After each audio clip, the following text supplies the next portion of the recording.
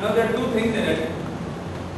When we were talking about why is it important to learn about WTO, I mentioned that GATT WTO says that you can only protect your domestic industry against unfair trade, and number two, in situations of increased imports. Now what is unfair trade? Unfair trade was, and we had pended this topic. तो अभी आप इसे demand भी नहीं कर सकते क्योंकि अभी कोटास वेव ऑफ नहीं हुए हैं और टेक्सटाइल सेक्टर WTO के एग्रीमेंट्स में शामिल नहीं हुआ। एक तो ये होता है। नंबर दो, ये वैल्यू ऑफ का जो मसला है वो किस तरह से होता है कि एक चीज़ होती है उसे कहते हैं rule of origin. Rule of origin ये कहते हैं कि अगर कोई चीज़ किसी स्टेज पे बन रही है, अब लॉ को देखना पड़ेगा कि इस वक्त 60% वैल्यू एडिशन है या 50% वैल्यू एडिशन। अगर एक चीज़ फॉर इंस्टेंस आपने रुई से शुरू किया, कॉटन से, और आपने इसको यान की स्टेज पे ले गए। कॉटन जब आपने खरीदी तो वो थी ₹100 की से किलोग्राम या 10 किलोग्राम। जब आपने उसका यान बना दिया और यान आपने बना दिया उसका वो 1 किलोग्राम जो बना वो बना ₹1000 का। तो आप देखेंगे या इसको 500 का कर लें या 600 का कर लें, जिसे वैल्यू एडिशन 60% के करीब आता है। अगर 60% वैल्यू एडिशन एक यूनिट में हुई है तो रूल ऑफ ओरिजिन ये कहते हैं कि वो 60 है या 75 है, I am not sure at the moment, we have to refer to law. Rule of origin से अगर ये वैल्यू एडिशन 60% और whatever the level actually there is उससे ज्यादा है तो वो उस मुल्क का प्रोडक्ट कहलाएगा।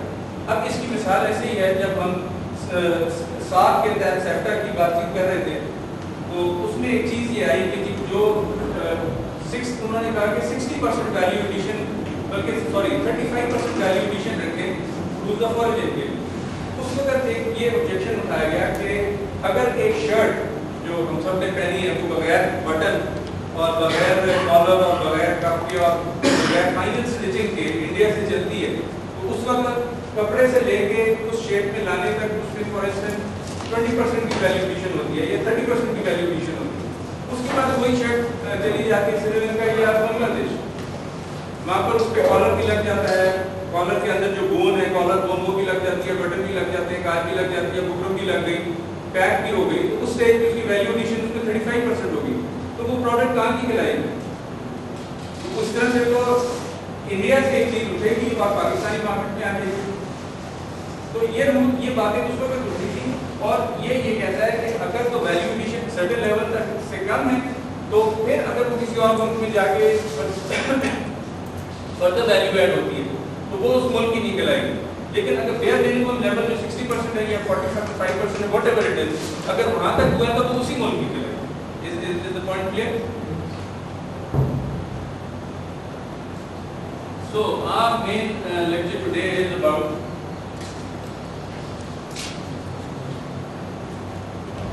access and tariff.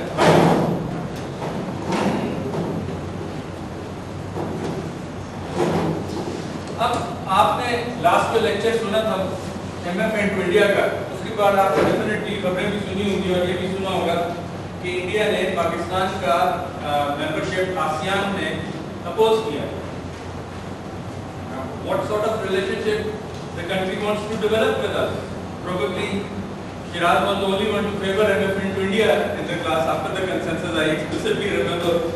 So how do you comment on that? No, there must be some logic. If they are opposing our membership or entry into ASEAN, so they are not our friends. The intentions are not clear. So can you close this?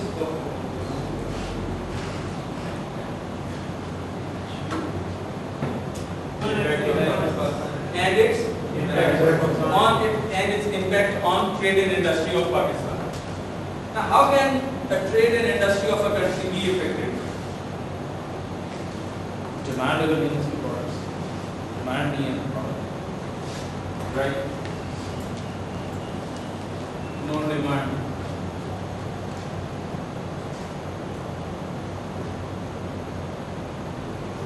Not competitive. Competitive in all sense.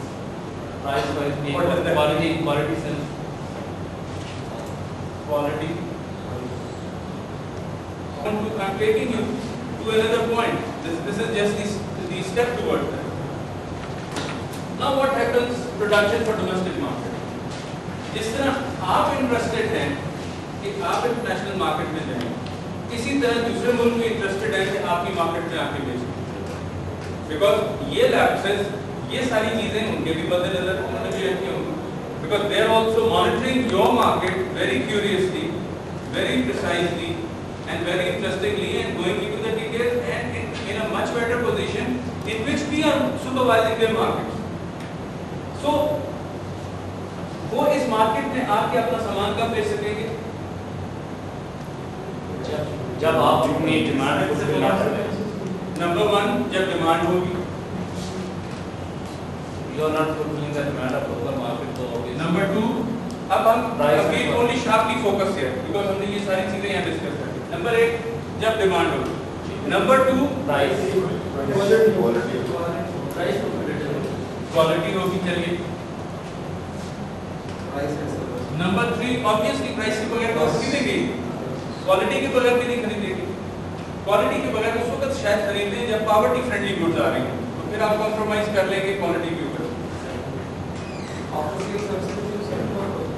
Basically वो आपकी market में कब आके बेच सकते हैं? जब आपने प्रोटेक्टिव टैरिफ्स नहीं लगाए।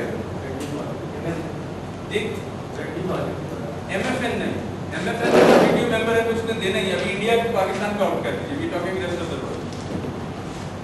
वो आपकी मार्केट में फॉरेन एक्सपोर्टर जो है,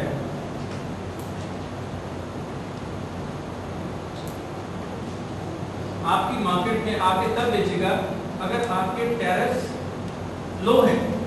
अगर टैरिफ्स इतने हाई हैं कि इसकी प्राइस प्लस टैरिफ्स आपके डोमेस्टिक मार्केट से बहुत ज़्यादा ऊपर हो जाएगा, तो you will not be able to sell his products in your market. और जब आप टैरिफ्स को नीचे ला रहे हैं उसके लिए, तो आप उसको क्या दे रहे हैं? मार्केट एक्सेस, अपनी मार्केट में रसाई दे रहे हैं। और इसके ऑपोजिट जब आपने एक्सपोर्ट करना है, आप दूसरे से क्या मांगेंगे? मार्केट एक्सेस मांगेंगे।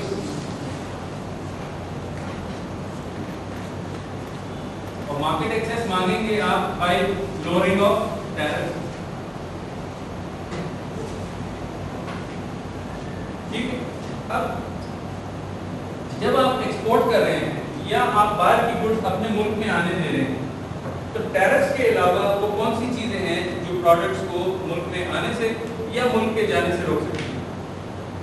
सोशल एक्सेप्टेबिलिटी की बात हम कर रहे हैं।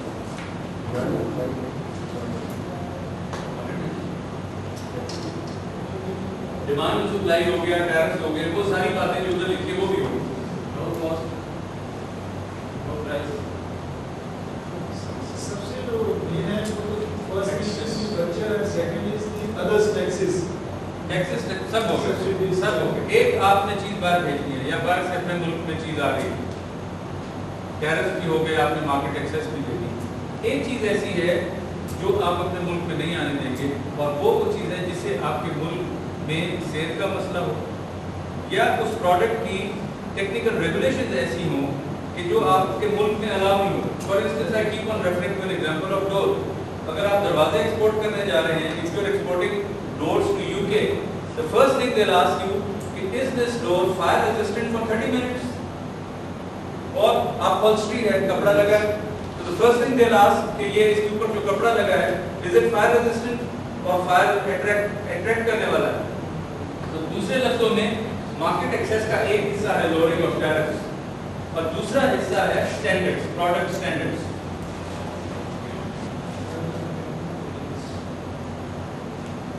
और प्रोडक्ट स्टैंडर्ड्स में दो चीजें आती हैं, एक आता है technical barriers to trade.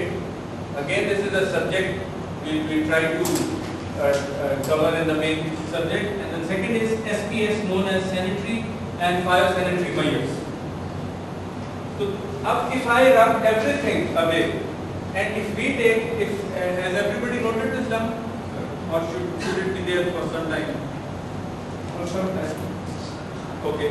Now, if somebody asks me, or for that matter, if somebody asks you, what is the biggest impact of WTO on your trading industry, the first thing which should ring bell in your mind is that if you're talking of industry, there can be only two activities.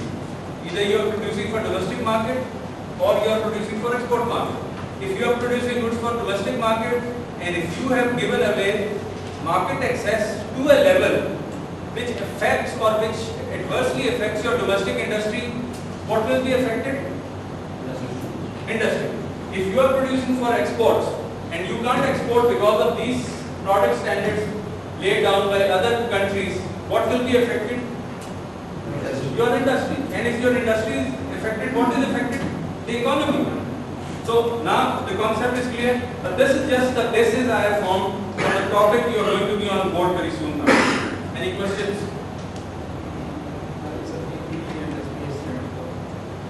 TV technical barriers to trade. Technical barriers is non-tariff There barriers. is sanitary and biosanitary measures. We've got a topic in our course. Non-tariff measures are It's not a non-tariff barrier, it's a technical barrier. It should not be used as a non-tariff barrier. The law says it should not be used as non-tariff barrier. आप लोग note कर लें तो then I'll proceed with the main lecture. What kind of recipes? Sanitary and biosanitary measures.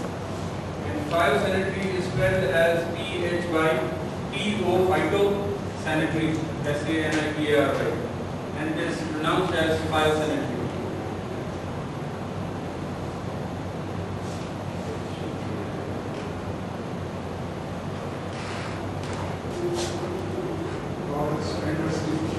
Technical barriers to trade TBT, ये आपकी course outline में भी है.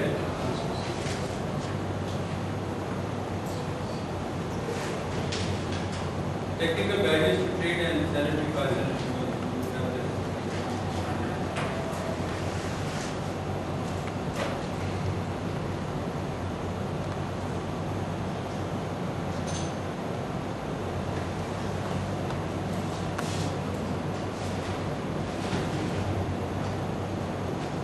Are we through with it?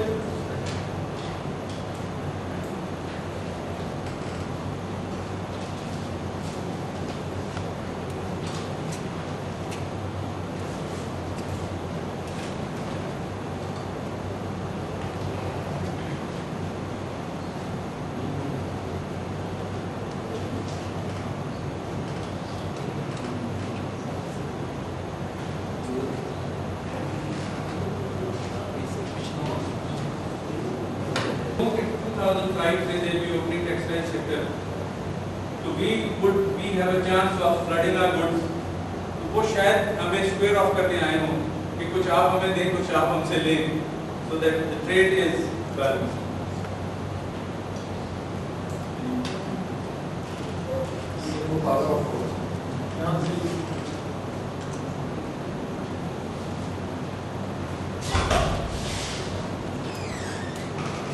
Sir, so indirectly they are focused on they were asking for low tariffs. Yes, obviously you remember in the introduction of WTO, I had spelled out 4 basic rules of GATT, and one of the rules was that you have to lower tariffs and bind them. And binding means that once you have lowered the tariffs on the request of some country, to enable it to get market access to your country, and once you have reduced the tariff, you put a cap on it, you bind it so that it is not increased without making proper references to the WTO and without making proper references to the country in favor of which you have bound those tariffs. Now, market access, the concept of market access, we try to go into the detail what market access is and what tariff bindings are. But remember one thing, that the concept of market access, if you have given it to one country, would wither away or would be just simply dissolved if the tariff is not bound. Because once you have given access to some country, that country would plan its production according to the tariffs you have loaded.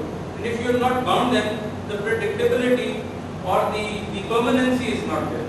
So this is the relationship between market access and tariff binding.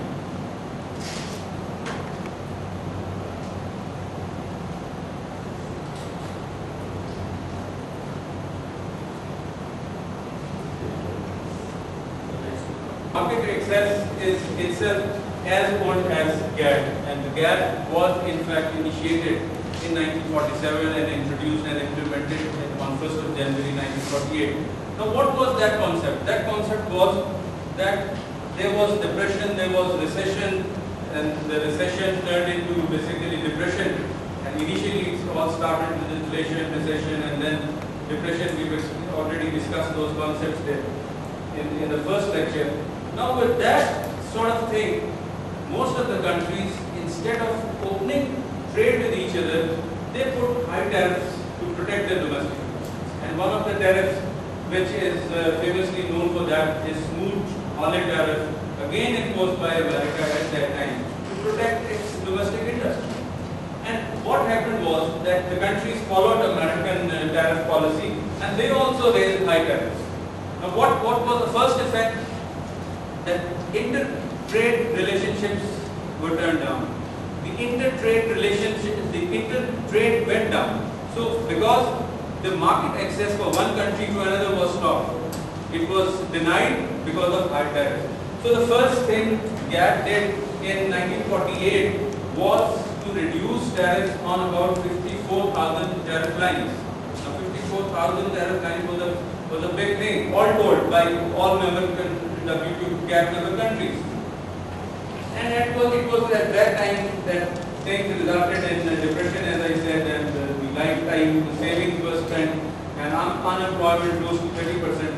And the basic reason was that excess of products produced by one country for the export to another country were basically denied. And we have also gone through this in our earlier lecture. We can skip this. Further. Now, as I said earlier, essentially, the GATT is about market access, to ensure market access, to make rules on market access, to give predictability to market access. And all its provisions, whether they relate to import or export, are about the concept of market access. And if we try to see what other articles of GATT affect market access, first we'll find tariffs. Now you're quite familiar how tariffs affect market access. Safeguard measures, they are also known as trade remedy laws. They are included in your course. We go through them once we reach that time. Balance of payment provisions, like you said about vehicles. Now for vehicles, we are denying market access to Japan, to Korea, to whatever country we talk about on vehicles because of balance of payment provisions. Balance of payment means that you should have enough foreign exchange if you are importing something. In other words, it's the trade balance between what you are importing and what foreign exchange you are getting from exports. So you have to create a balance. Then there are sanitary measures, as I just mentioned here, and there's one thing missing in it. Trade, technical direction, yes, there's nothing missing. And then there are trade-related investment measures. Then there are general exceptions to article available under Article 22 of the GATT. So all these factors basically affect your market access. Now there should be a question from the class that why dumping doesn't affect market access? Why subsidy doesn't affect market access? Now who can explain that concept? Both engines provide additional access to market. It is not limited to market access. We are discussing both engines for limited. Yes, good answer. Because it's excessive market access. And number two, it's unfair trade. It's not a fair trade.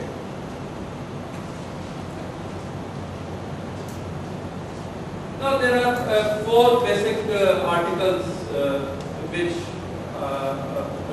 affect or which relate to the market access and tariff bindings. Number one is the Article 2 under GATT 1994, known as Schedule of Concessions, and then there is Article 28, known as Tariff Negotiations, basic documents. GATT 1994, then we have Article 28 again on modifications of schedule, again in GATT 1994, and then we have Marrakesh Protocol to GATT 1994. Now these four agreements, primarily inter alia, including others, basically affect your market access position. Now we try to see what are the salient features of Article 28 tariff negotiations, and we'll see that we have all seen that tariffs or custom duties, they normally constitute obstacles to trade from the point of view of from the exporter, but from the point of view of industry, they afford protection. And negotiations on reciprocal and mutually advantageous basis. Now this agreement says that whatever negotiations for market access you undertake should be reciprocal. First, reciprocal means it should be bilateral or multilateral and mutually advantageous basis. It's not that we extend market access to Americans or Chinese, but we don't gain anything. Then either it's not a good negotiation or it's a bad negotiation, as the intention might go, or the exercise has not been done properly. So the law says that two things. Number one, it should be on reciprocal basis. If you are giving something only, then you can have something. So that's how you reciprocate. Number two, mutually advantageous basis. That it should be beneficial for both the countries or the number of countries who are dealing into that or negotiating that transaction. And these negotiations can take from time to time. They can be on a selective product by product basis or on multilateral procedures as may be accepted by the members concerned. So members can decide among themselves how to negotiate, on what products to negotiate and what formulas to develop. And sorry, by members, what do you mean? okay, I'll come to that. And negotiations may be directed towards the reduction and the binding of duties, as I just said. Now, members, if there are two things in it. One is GATT 1947, now termed as GATT 1994. Now, under this system, the members of GATT were known as contracting parties. You must remember that this point was I understand that, sir. What I understood from members was you said selective product by product basis. Does it mean that if 5 countries decide that we will be trading on certain products, then they will be members of that particular? No. We are referring to WTO members. Alright. Because the framework is WTO and GATT. So next.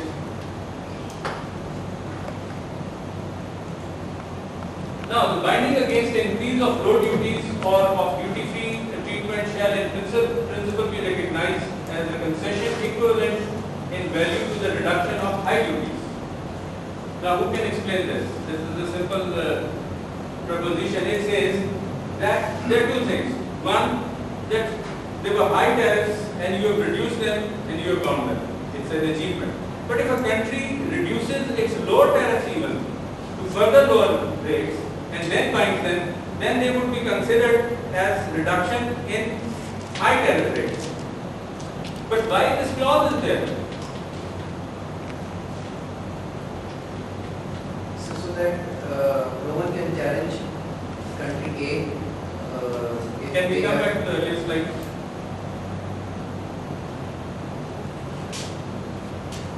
Still earlier. No. There was a concept here, there was a further one.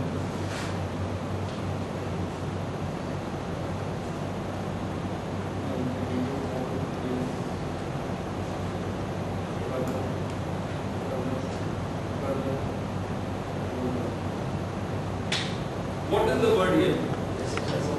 How can you determine reciprocity? Equivalence कैसे draw करेंगे?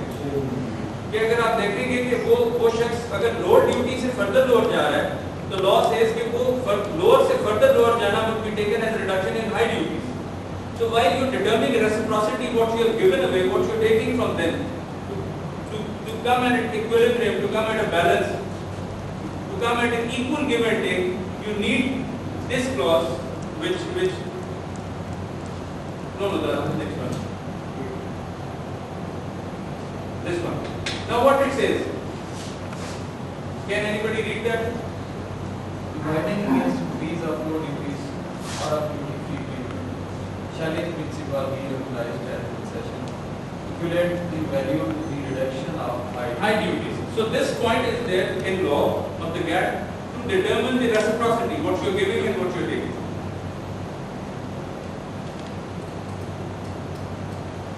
Now, again, it says that the success of multi-trade negotiation depends on the participation. If you don't participate in the negotiations, you will not gain anything. And if you will not gain anything, this means you are not giving away anything.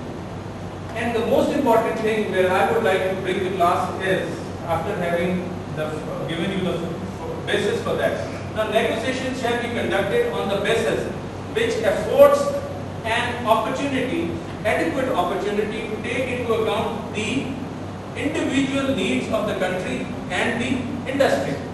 Now, what are the individual needs of the country and industry? This is probably the question you raised at the start of the lecture, that at what level the industry should be opened up for foreign market, for foreign suppliers, not foreign market, for foreign suppliers. Now, law says that has to be seen on the individual needs of the contracting party, which in this case means WTO member countries now, and the individual industries. So while you are giving market access to any of the products to America, China, India, after India becomes gets the MFN status, the basic thing which has to be seen is that whether that access is given after taking into account the individual need of the industry. Now, what individual need of the industry would need? Survival of the industry. Yes, you answered it one go, but survival, yes, at a level which the industry doesn't close, at a level on which the industry's capacity utilization doesn't go down, the level at which the possibilities of its expansion are not taken away. So if you expand what you have, or qualify what you have said, all these things will come in under that.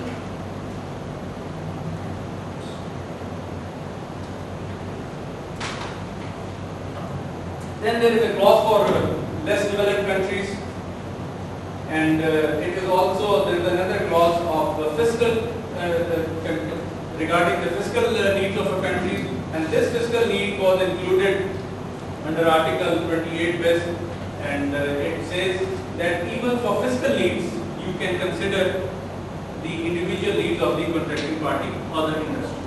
Now, so far so good, or any questions on it? And article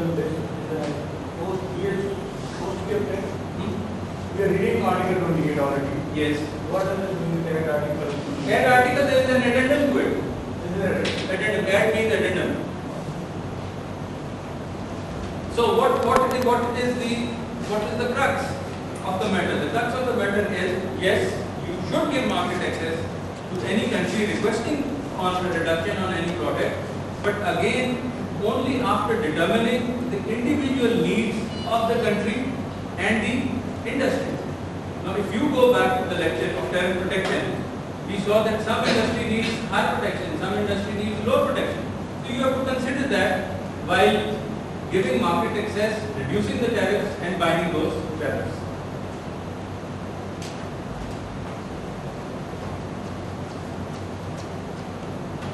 Next.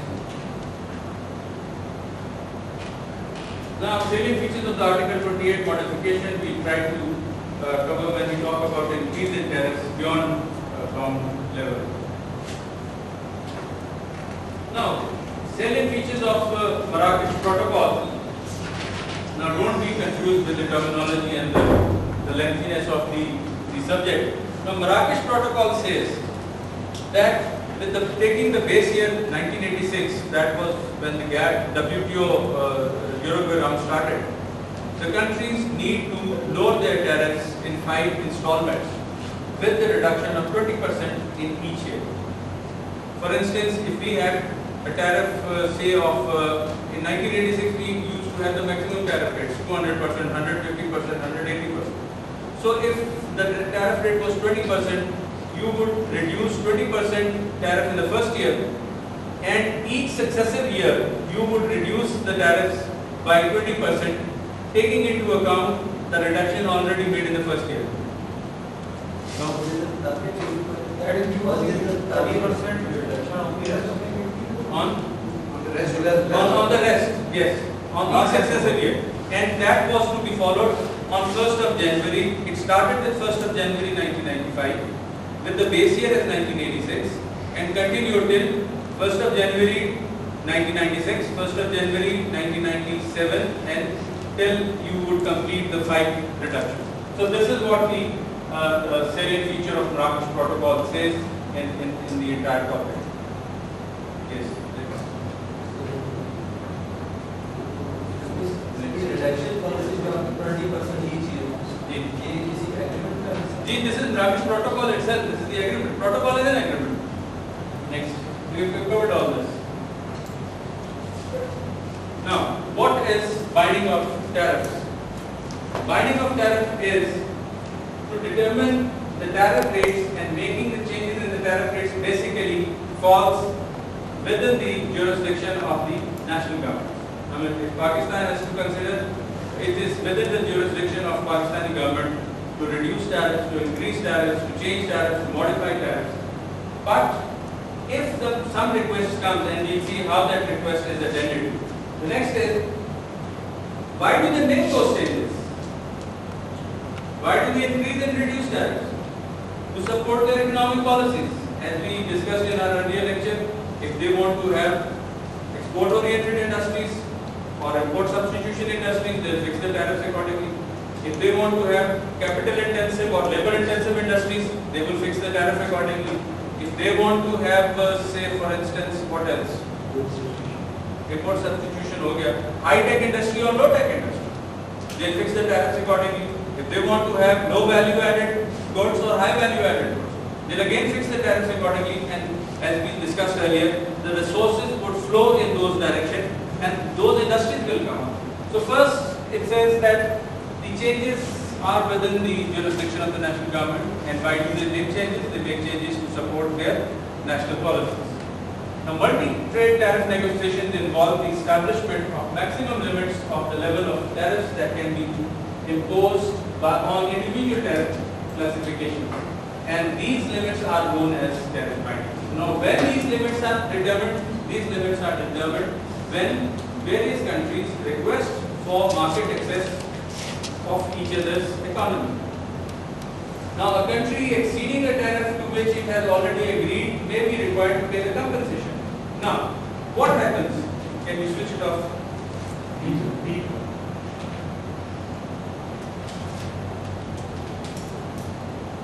For instance,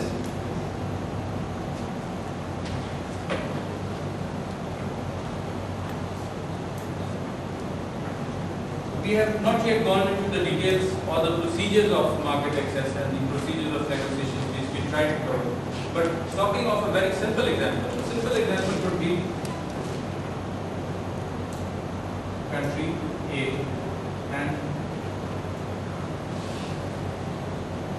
country B. Now what happens is, this country produces fans, this country produces textile products, this country produces carpets. And obviously the country would be Pakistan, because we produce all these things. And country B produces textile machinery, which can complement our needs. It produces medical equipment, or it produces defense is out. You don't ask for defense market access, it's on the requirement. Say anything like chemicals. And this country is exporting to country C, D and E. Now it finds that it has got an extra installed capacity, or it can increase its capacity if it exports these products to Pakistan, which at the moment, for instance, on the port of textile machinery, we have say about 10% duty. Although it will not be a good example because textile machinery is zero rate. And then we have got medical equipment, say 25%. This is Pakistan customs tariff.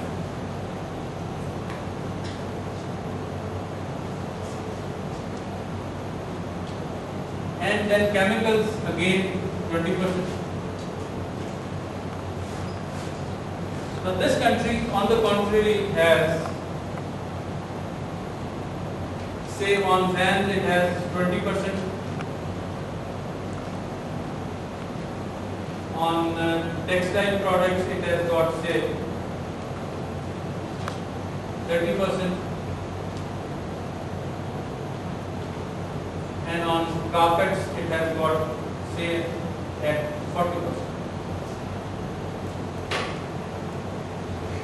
Now these two countries analyze each other's market and they come to a conclusion that whichever country takes the initiative, for instance country B has taken the initiative and it requests Pakistan that you reduce the tariffs on your textile machinery, medical equipment and chemicals. Why? Because if tariffs are reduced, this country can sell its products to Pakistan. And what you gain by selling? That is the result of what you gain, profits. So this country requests Pakistan to reduce its tariff say from 10 to 5, from 25 to 10 and from 20 to say 5. Now what Pakistan should do? Pakistan should analyze that if you are giving market access to those products into your country and if you are allowing that country to make a lot of profits on it, what should you do? You should try to study this market. And while studying so, you feel that what you can export to this country B is fan, textile and carpets, but your products cannot enter the market because there are heavy duties here. So what you are going to ask? Reduction in these duties. So once these two countries have agreed to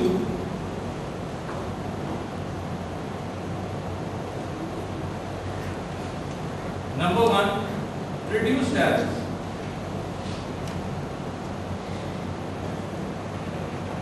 Number two, bind them.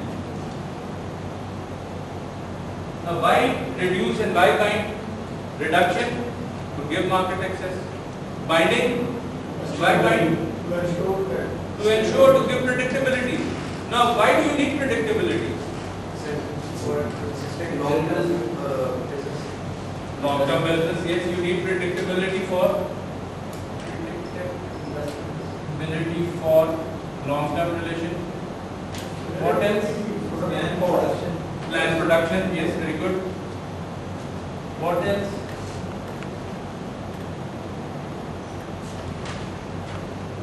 You would let resources, again it would be part of production.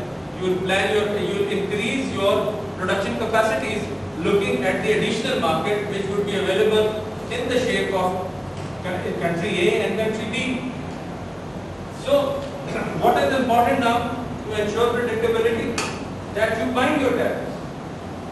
And once you have bound them, there must be rules and regulations of increasing them or modifying them.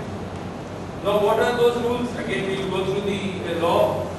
And supposing, again we will be going it point by point, if Pakistan says that okay, textile machinery is not in textile machinery, in chemicals, we reduce tariffs to 5%, but we find that some industry is coming up in Pakistan producing the same chemical coming from country B.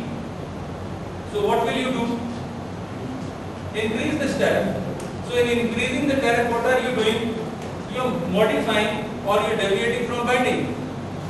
And what will happen to country B? Its investment has gone into it, its long-term production has gone into it, its resources have gone into it. Then you have to compensate this country in the form of concession elsewhere. Is this concept clear? Because this is the crux of the everything. Yes.